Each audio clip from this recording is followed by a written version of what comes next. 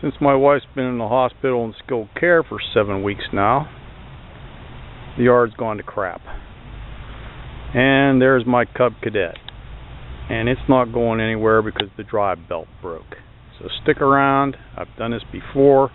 I'm going to show you how to change out the drive belt on your Cub Cadet Series 1000. First I want to show you the oil drip. Look in the center of the picture where that white stripe is. You can see oil dripping. And that's because it took me such an effort to get the first pulley off of this thing, because it was welded on there with rust, that I screwed up the bearing on the bottom of the motor, the main shaft coming out, and it leaks oil out.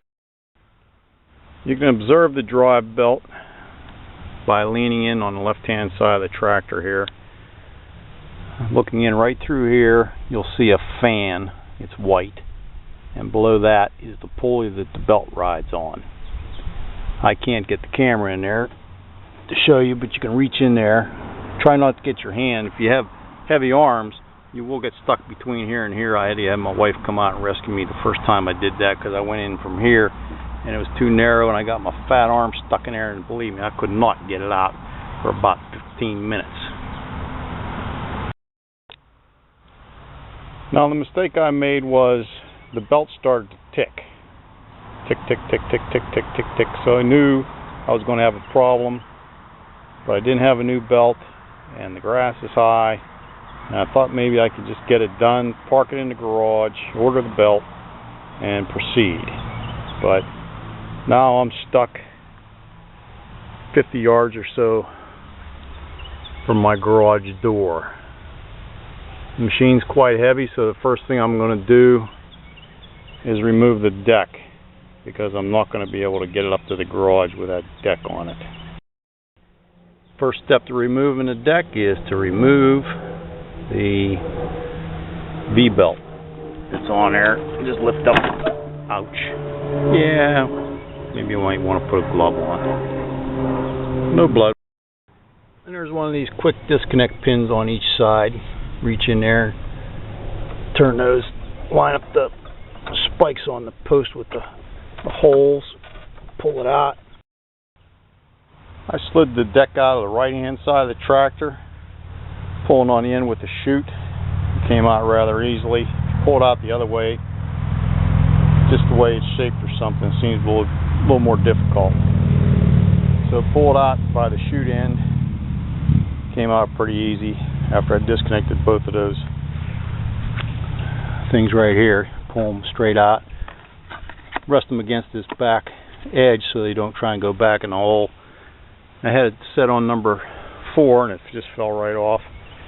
And then you have to pull this front off of that bar that's under there, that shiny thing at the bottom of the picture, and it'll come right out.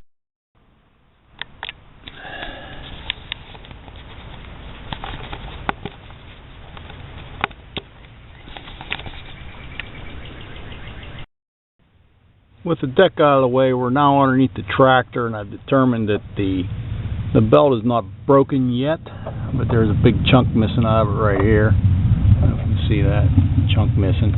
And it came off the idler arms, or the idler wheels. I always say idler arm, I don't know why. It came off the idler wheels, which are located right in the center of the tractor, halfway between the rear tires and the front tires. So I'm going to try, and I think the belt's probably still on the front pulley.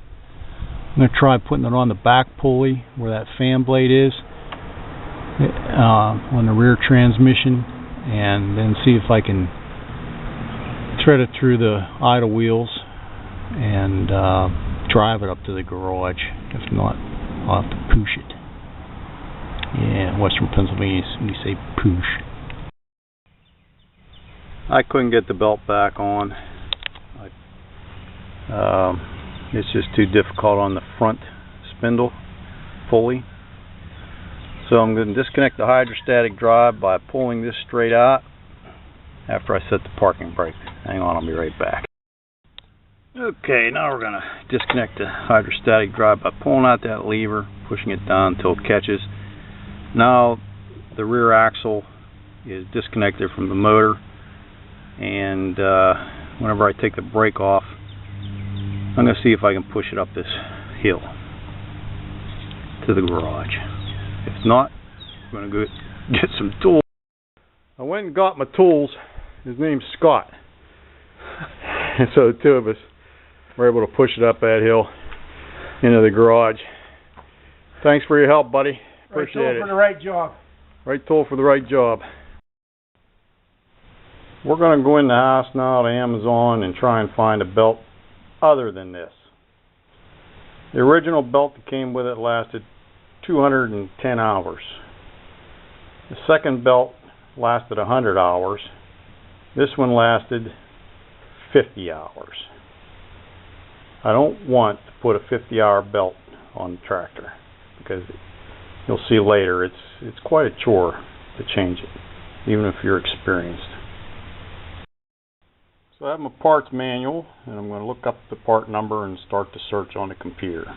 You don't need to watch that. This is an LT1024 specifically. Your tractor, if it doesn't have an electric clutch, is going to be different than this job. So hopefully there's another YouTuber out there that can help you with yours. This tractor has two different pulleys, so you can buy two different belts. You have to measure your pulley to see whether it's a 5-inch diameter or 4.11 diameter before you know your belt number is 7540640 or 7540461. Mine is an 0461. You can also check eBay. Here's a blue one. I've heard reviews on the blue ones are good. Don't know what that means. Blue corded on the outside with probably Kevlar or something else more substantial than the belt that I'm going to take off. It says Kevlar replacement belt, so in the fine print there. So that one's $15 shipped to the house. You want Kevlar because you want it to last more than 50 hours, obviously. I had showed you a couple websites that you could order from, and one of them was called Angus Supply. He's outside Detroit, Michigan. I wouldn't use him if he was the last belt on earth. I ordered that belt 2 weeks ago. All he did was put it on my credit card. I called his number. It went to voicemail. I emailed him, Pete at angussupply.com. He never replied. I'm trying to get the order canceled. When I realized that he was a fly-by-night, I ordered it on eBay from Off-Road Belts for $15 shipped to the house. It got here in 2-3 days maybe. And this is what the belt looks like. The one they picture is blue. This one's brown. And I don't see any manufacturing name. No, it just has this number on it right here. 12X78K. I guess it was made in May of 2013. But it's Kevlar coated, not like the one I'm going to show you when I take it off. Pure rubber. So I'm hoping this is going to be a good belt. Step number 1 to changing the belt, drive belt on this Cub Cadet Series 1000 is to ignore everything Cub Cadet tells you to do. Period. The first thing they tell you to do is go get an air impact wrench. I don't have a compressor. I don't have an impact wrench.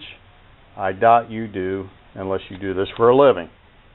These instructions that you'll find on the internet are for people that do this at 7 o'clock in the morning till 7 o'clock at night and make good money. You're doing this repair by yourself. You really don't need any special tools. Hopefully, if everything goes well. Step number 1, is find a piece of clothesline and a can of Rust Buster. Wait till I go get the can, I'll show it to you. I misspoke. It's PB Blaster, penetrating catalyst. Because if you've never had the pulley off before, and you do have to drop the pulley down in order to mount the new belt, it's going to be locked tight to the shaft and it won't move. If you put a wheel puller on it, you'll bend the ears down and you might as well order a new pulley while you're ordering your new belt. So as soon as your belt breaks, you need to spray the pulley with this, even before your new belt arrives. Give it a couple days to soak.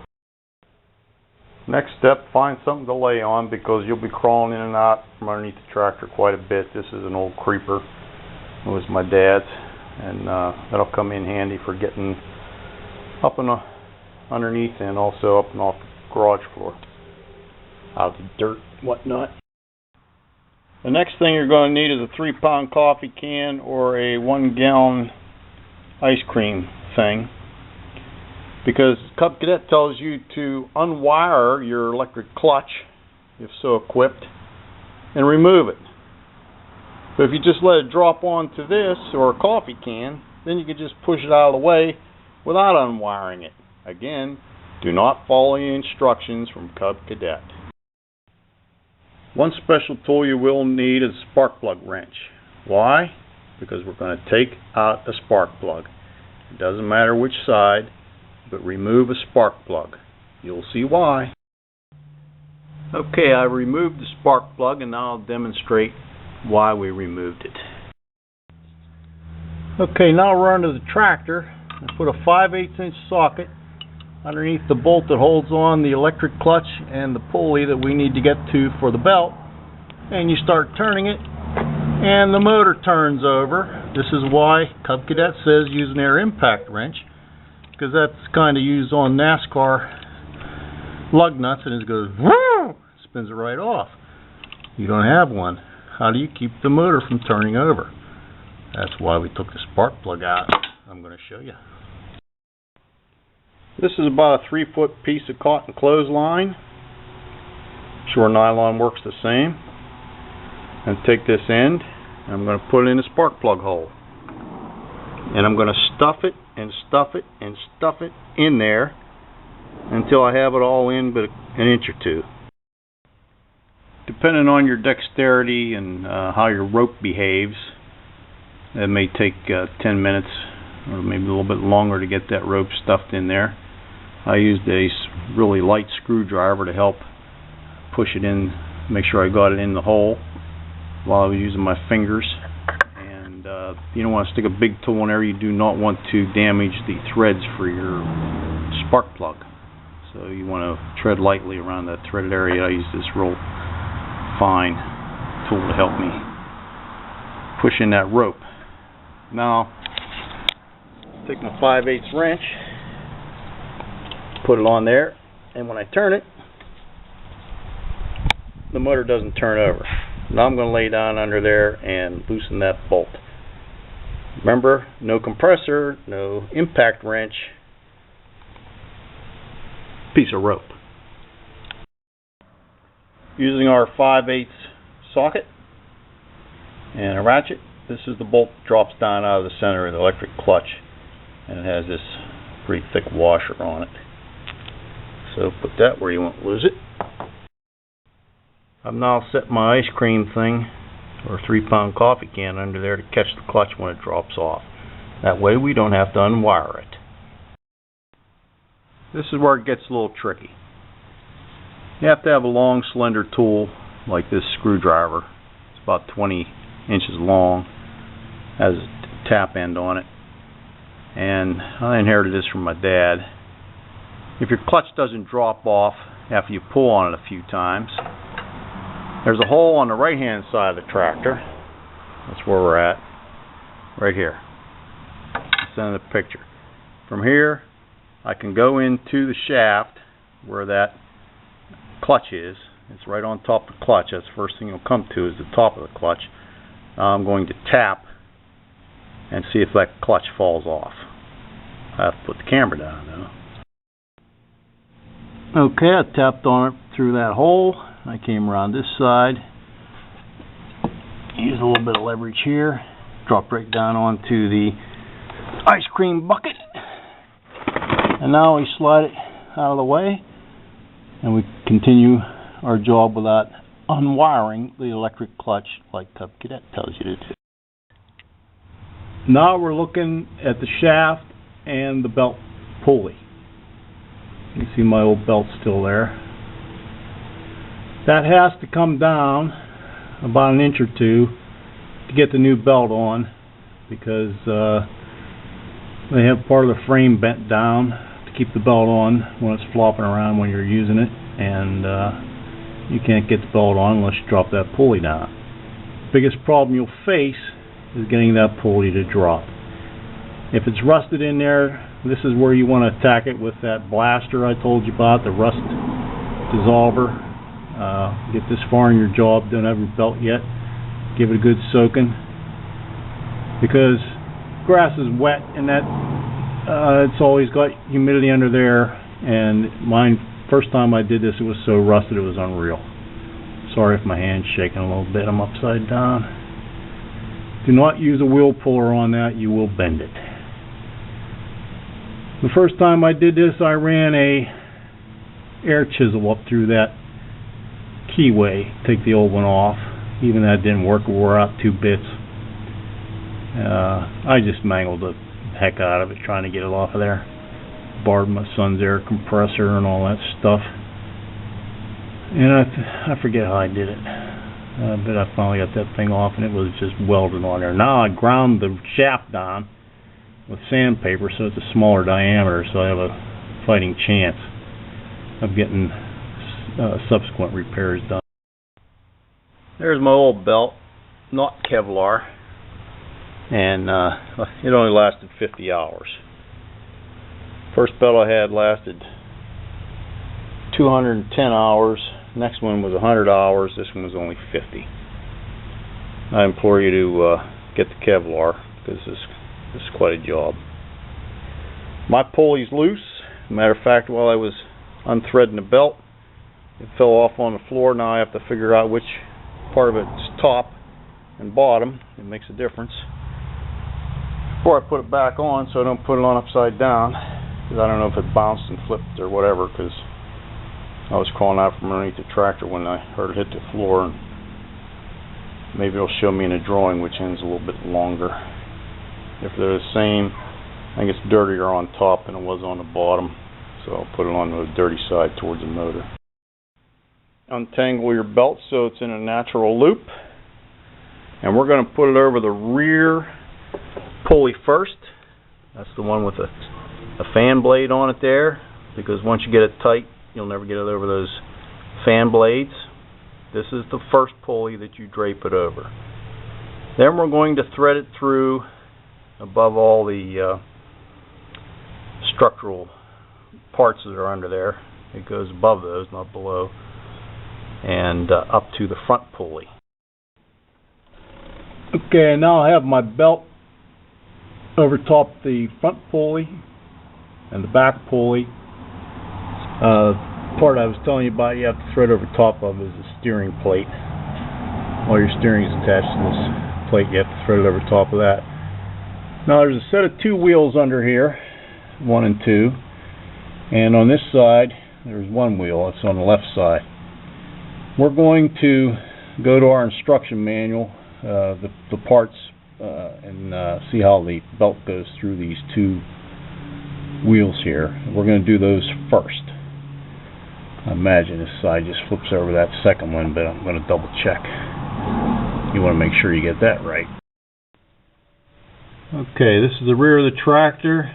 You can see that the belt is firmly in the grooves. This is the second set of wheels. You can see how that's threaded there. And put the third one, the single one, on last, because it's easier than trying to do them 2 last. And then the front is tucked up nicely into the grooves. I'm running out of flashlight. The next step will be to put the electric clutch back on, which we have sitting on that pot there. I'll just slide it back over and run that 5/8 bolt up through. Then I'll take the string out of the cylinder. I'm going pretty well, except for the back end of the belt falling off several times while I was putting the front end on, and you know how that goes. Make sure everything is in its proper place before you start the tractor. You'll just tear your brand new belt up. While you're under here, grease your steering, do that kind of stuff. While you have the deck off, sharpen your blades. Anything else you can think of to do while you're waiting for your belt to come in the mail. The rope won't come out until you back off on that nut on the bottom there a little bit to give it some slack. Put your spark plug back in, hook it back up, get ready for a test run. The second time I did this, I took notes. And I typed them up, and I keep them with my tractor books, parts books and stuff. And it's a summary of what we accomplished. Remove the spark plug and stuff the cylinder with clothesline rope. Remove the 5/8 shaft bolt. If clutch won't drop, use Dad's super long screwdriver through that hole on the right hand side of the frame that I showed you to force it off. And catch it with a large coffee can or that newly acquired 1-gallon ice cream thing. Lower the pulley. Don't use a wheel puller, you'll bend the tar out of it. Put the rear fan blade on end over that fan blade first. Thread it to the front, push your pulley back up, then route it through the pair like it shows you in the book. Inside on the first wheel, outside on the second, and then stretch it over the single one on the left side of the tractor. And that's really all it takes. If everything goes well, you can do it in an hour. If you're making a video while you're doing it, keep wiping your hands and stuff, then it takes 2 hours. But I sure hope this helps you, because the first time I did this job, it took 3 weeks. Seriously, 3 weeks. Between getting the compressor, burning up what chisels he lent me, going and buying new chisels, trying to get that borrowing a wheel puller from Advance Auto parts store, using a neighbor's super big wheel puller, and then ordering a new pulley, because you just bend the crap of them. They're not that heavy, you can't pull on them. And then just figuring out that, yeah, there's a hole in the side of the frame you can get to and all that. If your pulley don't come down, you're facing a pretty tough job. Use that same hole on that side of the tractor to get a thin tool through there so you can get above the pulley and try tapping it down from the top. If this is above your pay grade, just call your Cub Cadet repairman. This is your unconscious mechanic sweating up a storm, fixing his Cub Cadet. Drive belt repair.